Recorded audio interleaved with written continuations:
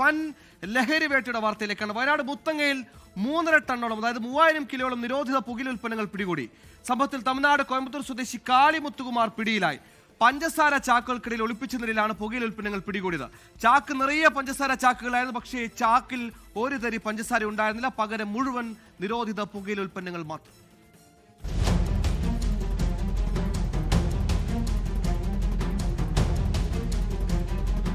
Muthanga check പോസ്റ്റിൽ നടത്തിയ പരിശോധനയിലാണ് വൻതോതിൽ നിരോധിത പുകയില ഉൽപ്പന്നങ്ങൾ പിടികൂടിയത്.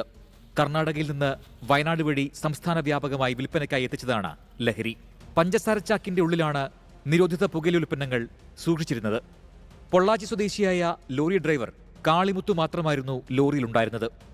ലോറിയിൽ എന്താണെന്ന് ചോദിച്ച പോലീസിനോട് പഞ്ചസാരയാണെന്നാണ് ഡ്രൈവർ മറുപടി നൽകിയത്. നേരത്തെ തന്നെ വിവരം ലഭിച്ച പോലീസ് ലോറിയിൽ കയറി പരിശോധിച്ചതോടെ ഞെട്ടി. ഒരു തരി പഞ്ചസാര പോലും അതിലുണ്ടായിരുന്നില്ല. ചാക്കിൽ നിറയെ ലഹരി പദാർത്ഥങ്ങളായിരുന്നു. 3481 കിലോഗ്രാം ലഹരി. ലോറിയെയും ഡ്രൈവറെയും പോലീസ് കസ്റ്റഡിയിലെടുത്തു. ആരാണ് ലഹരി കൊടുത്തുവിട്ടതെന്നും ആർക്കായാണ് കേരളത്തിലേക്ക് എത്തിച്ചതെന്നും പോലീസ് അന്വേഷിക്കുന്നുണ്ട്.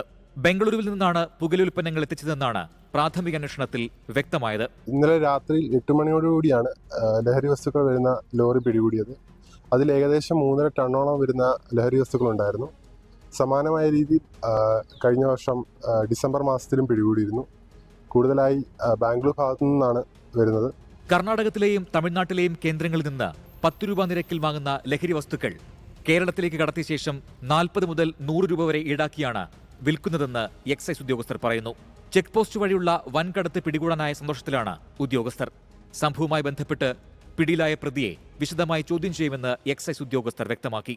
24 വയനാട്. ലോകത്തെവിടെയായാലും ഏത് സമയത്തും 24 വാർത്തകളും ഓഗ്മെന്റഡ് റിയാലിറ്റി പാക്കേജുകളും എക്സ്പ്ലെയിനറുകളും വിശദമായി കാണാൻ ഞങ്ങളുടെ യൂട്യൂബ് ചാനൽ നിങ്ങൾക്ക് സബ്സ്ക്രൈബ് ചെയ്യാം.